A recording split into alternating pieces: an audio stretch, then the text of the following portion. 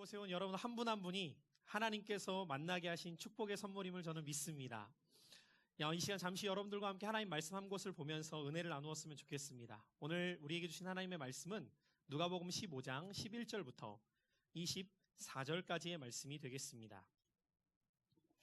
신약성경 누가복음 15장 11절부터 24절까지의 말씀을 제가 한 절, 여러분들이 한 절씩 읽으시고 마지막 절은 같이 읽어보도록 하죠. 제가 먼저 읽도록 하겠습니다. 또 이르시되 어떤 사람에게 두 아들이 있는데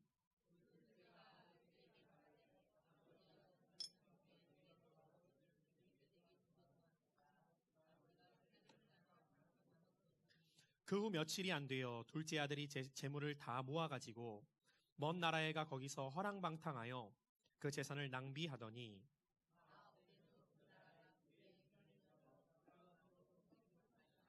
가서 그 나라 백성 중 한 사람에게 붙여 사니 그가 그를 들로 보내어 돼지를 치게 하였는데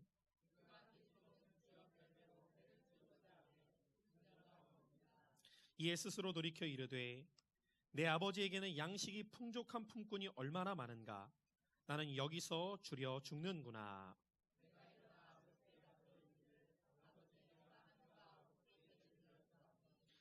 지금부터는 아버지의 아들이라 일컬음을 감당하지 못하겠나이다. 나를 품꾼의 하나로 보소서 하리라 하고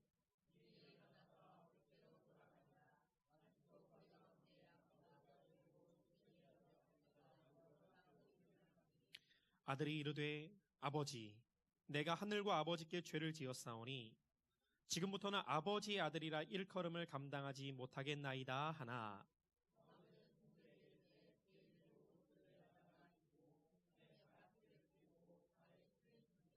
그리고 살진 송아지를 끌어다가 잡으라 우리가 먹고 즐기자 이 내 아들은 죽었다가 다시 살아났으며 내가 잃었다가 다시 얻었노라 하니 그들이 즐거워하더라. 아멘. 당신을 기다리셨습니다. 이와 같은 말씀의 제목으로 하나님의 말씀을 증거하고자 합니다. 요즘 여러분들은 어떻게 살고 계십니까? 오늘 이 질문을 우리 주변에 있는 사람들에게 하면 보통 세 가지 답이 나온대요. 요즘 어떻게 사세요? 이렇게 물으면 처음 대답이 그럭저럭 살아요. 두 번째 대답은 마지못해 살아요. 세 번째가 뭘까요? 죽지 못해 산대요. 여러분 한번 옆에 있는 분들하고 이렇게 물어보시겠어요? 요즘 어떻게 사세요? 여러분 그 질문 자체가 참 답하기 쉬워야 될 질문인 것 같지만 답하기가 쉽지 않은 것 같아요. 사람들은 참 행복을 추구하면서 살아가요. 너나 나나 할 것 없이 아마 이 땅을 살아가는 모든 사람들의 바람 중에 하나가 있다면 행복하기를 원하는 걸 거예요. 그래서 여러분들이 행하는 그 모든 모습들도 어떤 면에서는 행복하기 위해서일 거예요. 그런데 아이러니한 것은 그토록 많은 사람들은 행복하기 위해서 살아가고 있는데 정작 요즘 어떻게 사세요? 라고 물을 때 저 요즘 행복하게 살아요. 라고 대답할 수 있는 사람을 만나기가 참 어렵습니다. 여러분들은 어떠세요? 제가 오늘 여러분들에게 이렇게 물었지만 여러분들 마음속에 있는 대답을 진짜로 만약에 해본다면 요즘 어떻게 사세요? 라는 질문 앞에 저 요즘 정말 행복하게 살아요. 라고 답하실 수 있겠어요? 왜 그토록 많은 사람들은 행복하게 살아가기를 원하는데도 불구하고 행복한 사람들을 찾을 수가 없는 걸까요? 올해의 기준으로 어떤 조사를 보니까 우리나라가 행복지수 57이라는 조사의 글을 보기도 하였습니다. 사람들은 그토록 과거에 비해서 많은 것들을 소유하고 있음에도 불구하고 행복하지 못한 이유가 무엇일까? 그것은 아마도 행복에 대한 첫 단추를 잘못 끼웠기 때문이다 하는 생각을 가져보게 되어요.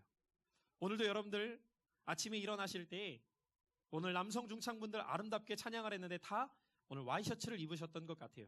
근데 여러분 옷 하나를 입을 때에도 첫 단추를 잘못 끼우게 되면 다른 단추를 아무리 열심히 끼워도 다시 풀을 수밖에 없죠.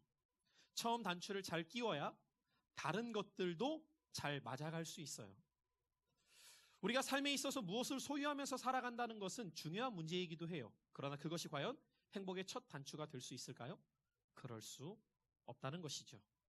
사람들은 내 인생을 행복하도록 만들기 위해서 내가 원하는 것들을 다 소유하면 그것이 나를 행복하게 만들 거야 라고 생각하며 살아가기도 합니다. 그래서 열심히 무엇을 가져보기 위해서 노력해요. 여러분, 그것도 행복에 있어서는 필요 중에 하나예요. 그런데 그것이 행복의 첫 단추가 되게 되면 아무리 많은 것을 소유해도 그것이 나에게 참된 행복을 줄 수는 없다는 것을 우리가 무엇을 가져보게 되더라도 알게 되는 거죠. 우리가 행복한 인생을 위해서 끼워야 될 가장 중요한 첫 단추가 무엇일까요? 내가 원하는 것, 내가 바라는 것을 다 행하면서 살아간다고 그것이 정말 내게 행복할 수 있을까? 오늘 저와 여러분들이 함께 읽은 이 성경 말씀에 보면은요, 어떤 아버지에게 두 아들이 있었어요. 그런데 둘째가 어느 날 아버지 품 안에서 살아가고 있는 자신의 삶이 너무 답답하게 여겨졌던 것 같아요. 내가 이렇게 아버지 품 안에서 살아가는 것이 아니라 좀 내가 원하는 대로, 내가 바라는 대로 좀 마음껏 살아봤으면 좋겠다. 그러면 내 인생이 더 행복할 수 있을 텐데. 그런 생각을 가지고 어느 날 버젓이 살아계신 아버지에게 찾아가서 이렇게 말합니다. 아버지, 저에게 줄 재산의 일정 부분이 있죠? 그 재산을 좀 미리 땡겨주시면 어때요? 여러분, 재산을 미리 달라는 것, 그것은 아버지가 어차피 돌아가실 테니까 그거 돌아가시면 저에게 줄 것 아닙니까? 오늘날로 말하면 페류나와 같은 행동을 하는 거죠. 도저히 요구할 수 없는 것들을 아버지에게 요구하고 있는 거예요. 그러면서 아버지, 이것을 저에게 주시면 제가 좀 제 원하는 대로 살아가 보면서 제가 좀 행복한 인생을 누려봤으면 좋겠어요. 결국 아버지가 만류함에도 불구하고 워낙 강한 그 둘째 아들의 태도에 아버지는 그 둘째 아들의 분깃 재산을 미리 주게 되어요. 둘째 아들은 그 순간만큼은 세상의 모든 것을 내가 이젠 다 얻었다라는 마음을 가졌을지 몰라요. 그렇게 자신에게 돌아오게 된 재산을 가지고 아들은 아버지를 떠나 먼 곳으로 가게 되어요. 그때부터 이 둘째는 자기가 원하는 것들, 자기가 바라는 것들을 하나하나씩 행하기 시작해요. 아마 그 순간만큼은 그에게 정말 행복했을지도 몰라요. 그렇지, 이게 인생이야. 내가 원하는 대로 살아가야 그것이 진짜 행복한 거지. 내가 가고 싶은 곳 가야 진짜 행복한 거지. 내가 바라는 대로 행해야 진짜 이게 행복이야. 그 순간 아마 이 둘째에는 모든 것을 다 누릴 수 있다는 행복감에 자기 마음대로 행하기 시작했습니다. 그런데 그 행복은 그리 길게 가지 못하죠. 점점 자기가 원하는 대로 바라던 대로 살아가던 자신의 삶에 소유하고 있었던 것들 하나하나가 상실되기 시작해요. 그리고 그 행복도 잠깐 자기가 가지고 있었던 것이 점점점 상실되다가 모든 것을 잃게 되는 순간 불행이 찾아오게 됩니다. 모든 것을 잃고 나니까 이제는 무엇이라도 해야만 살아갈 수밖에 없는 인생이 된 거죠. 결국 어느 한 집에 들어가서 일을 하기 시작해요.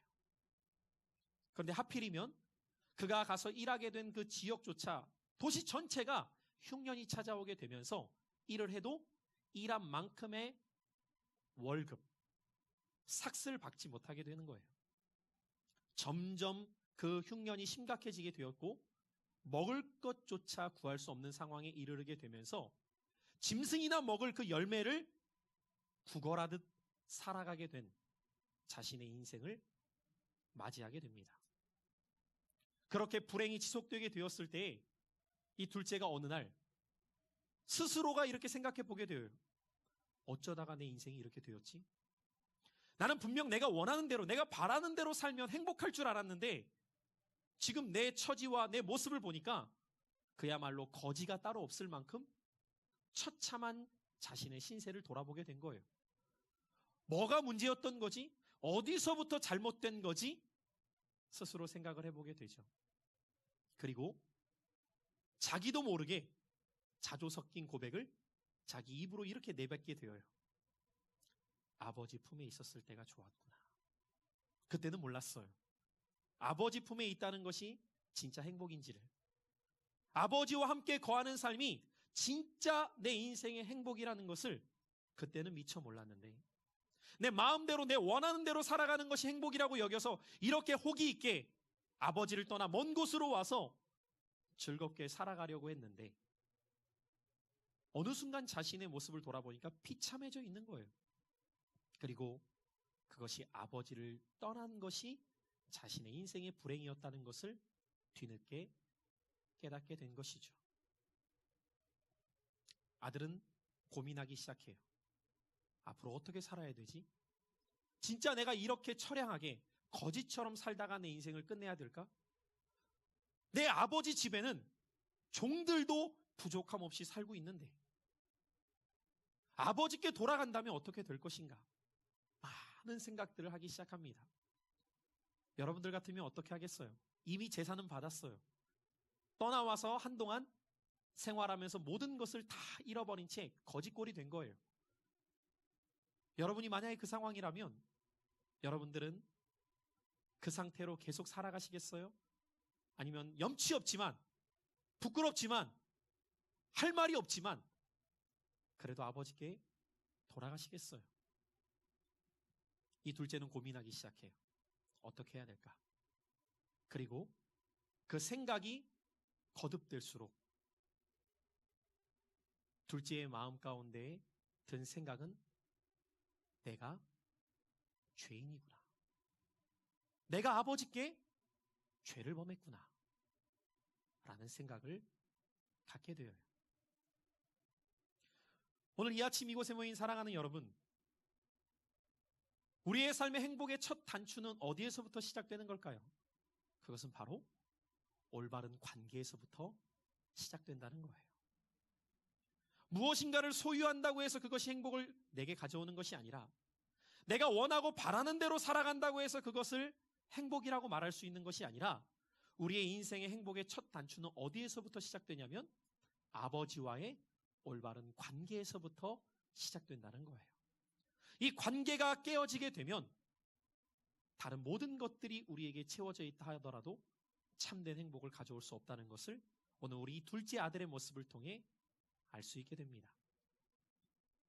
아마 오늘날 교회 공동체를 다니는 많은 이들이 죄에 대한 이야기를 할 때 어떤 사람들은 그 죄에 대한 이야기 자체가 나에게 불편하게 여겨지고 기분 나쁘게 받아들여질지 몰라요.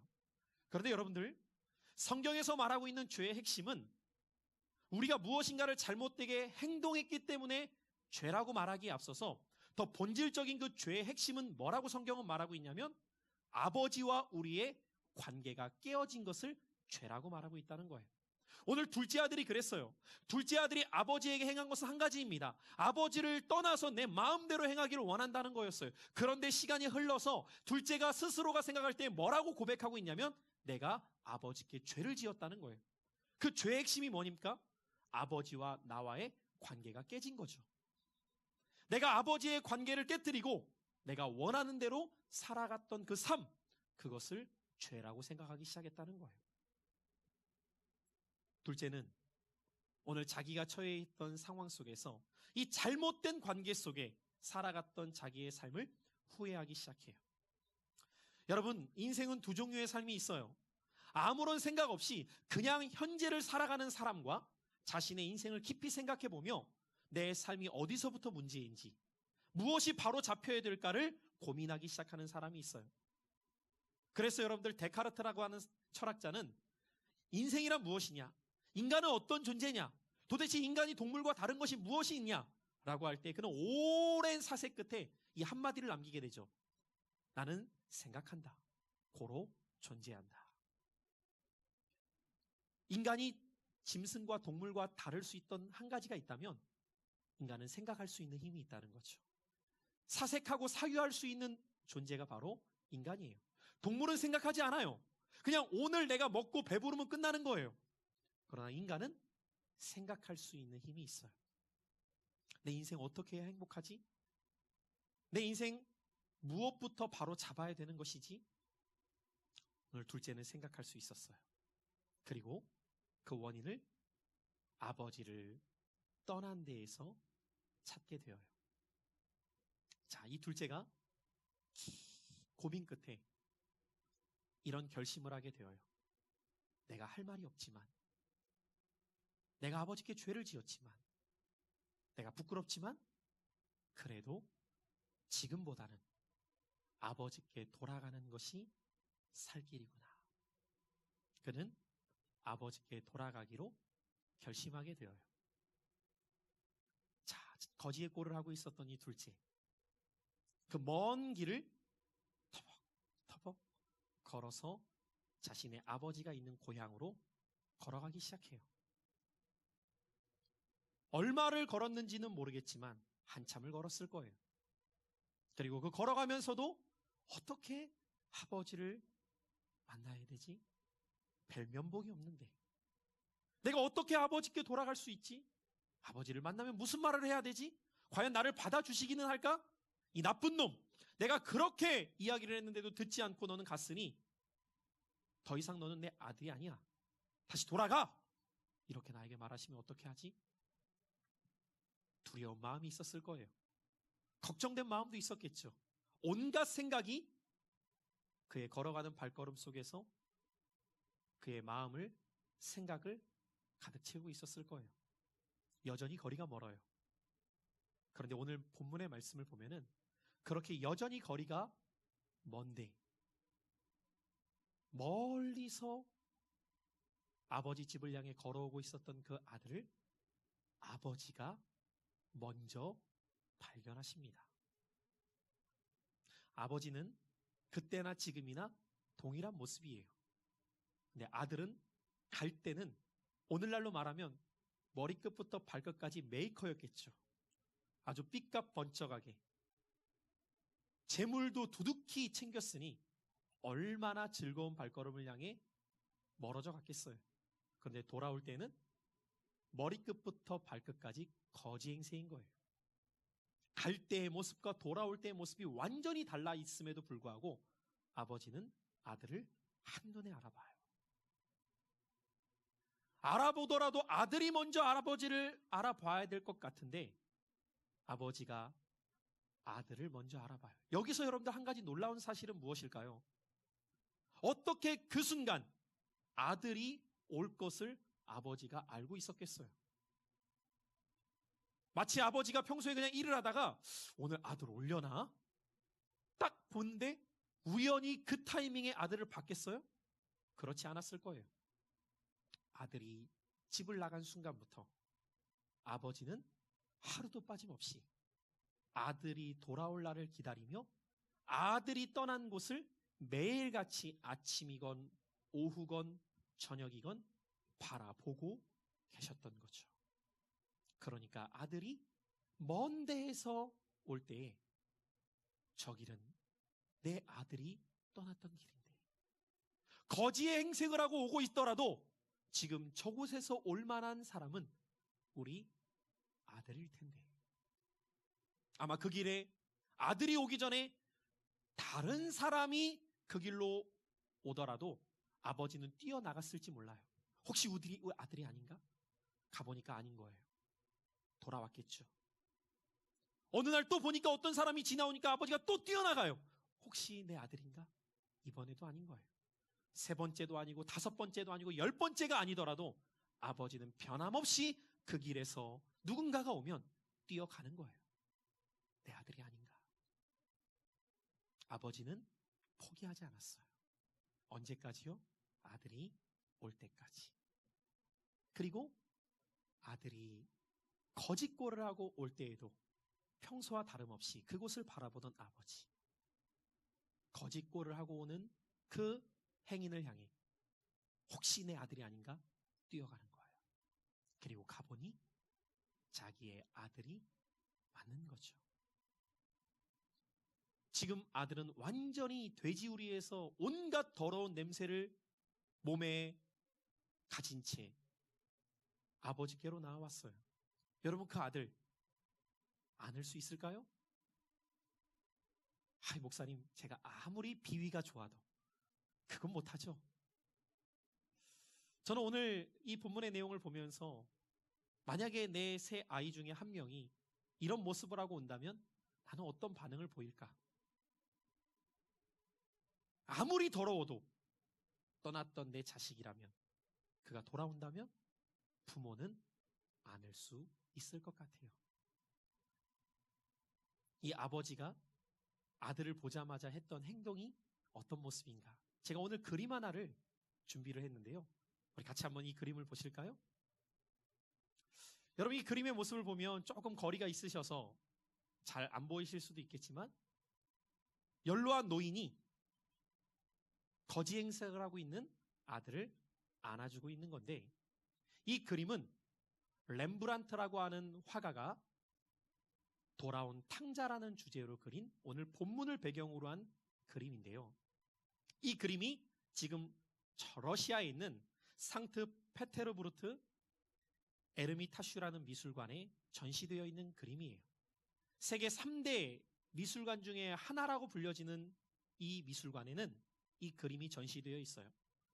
아마 여러분들이 미술에 대해 잘 모르더라도 프랑스 루브르 박물관에 가보면은 매우 유명한 그림 한 점이 걸려 있는데, 모나리자라고 하는 그림이죠.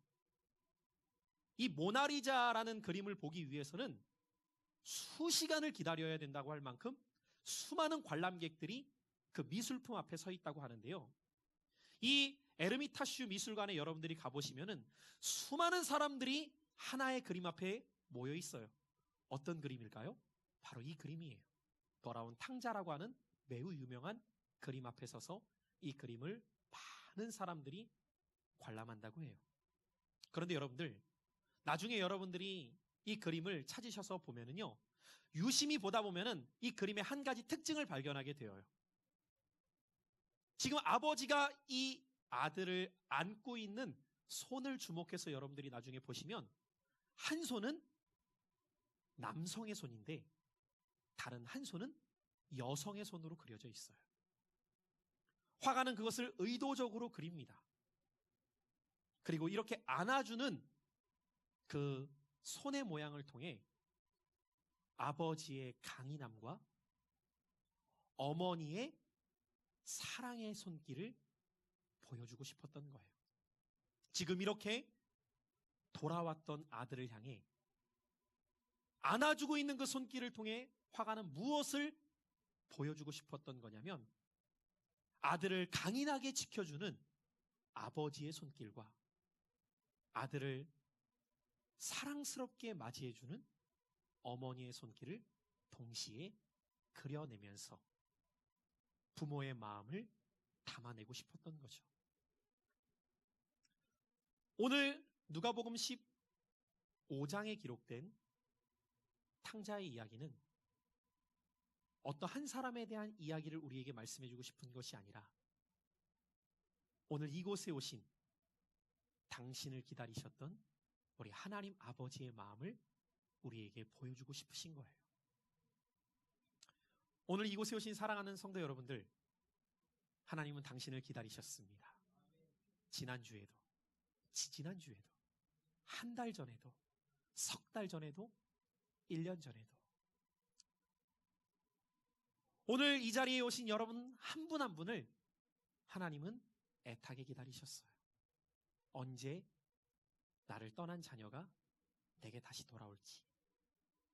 그리고 여러분들을 그토록 애타게 기다리셨던 하나님께서는 여러분들이 거짓골을 하고 왔던, 인생의 쓴맛을 보고 왔던, 내가 노력했던 것이 하나도 이루어지지 않아서 낙심된 마음을 갖고 왔던, 어떤 모습을 가지고 여러분들이 이 자리에 오셨던, 여러분들을 기다리셨던 하나님은 여러분들을 보시자마자 어떤 모습으로 여러분들을 맞이하시냐면, 그 거지 행색을 하고 돌아온 아들을 두말할 나위 없이 달려가서 안아주셨던 여러분들을 그런 모습으로 기다리셨고, 오늘 여러분들이 이 자리에 오셨을 때 여러분들은 느끼듯 느끼지 못하던 여러분들을 안아주시고 계시는 거예요. 오늘 특별히 이 본문의 말씀 가운데에 아버지가 아들에게 행했던 그 모습이 어떠한가를 우리가 22절로 23절의 말씀을 통해 보게 되는데, 우리 두 절을 같이 한번 읽어볼까요? 시작. 아버지는 종들에게 이르되 제일 좋은 옷을 내어다가 입히고 손에 가락지를 끼우고 발에 신을 신기라. 그리고 살진 송아지를 끌어다가 잡으라. 우리가 먹고 즐기자. 지금 아들은 아버지께 오면서 온갖 생각을 다 했을 거예요. 과연 아버지가 나를 맞아주실까? 아버지가 나를 용서해 주실까?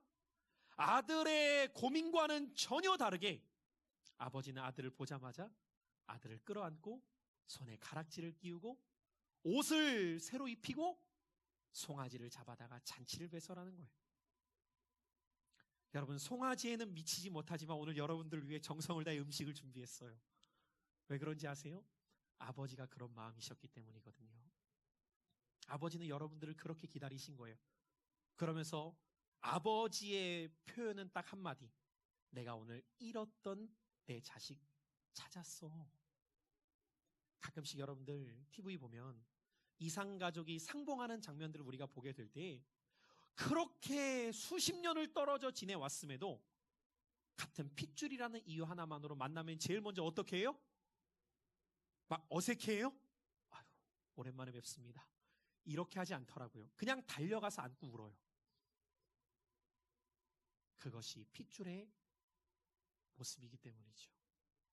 오늘 여러분들은 그렇게 생각하지 않을지 모르겠지만 하나님 아버지 앞에서 우리 모두는 한 가족일 뿐이에요. 먼저 찾은 가족, 늦게 찾은 가족일 뿐이에요. 그래서 아버지는 여러분들이 언제 돌아오나를 기다리시며 애타는 마음으로 여러분들이 떠났던 그 모습을 바라보시고 돌아오시기만을 기다리셨던 거죠. 그리고 여러분들이 오늘 이 자리에 오셨을 때 주님은 그 두 팔로 여러분들을 안으시면서 이렇게 말씀하시는 거예요.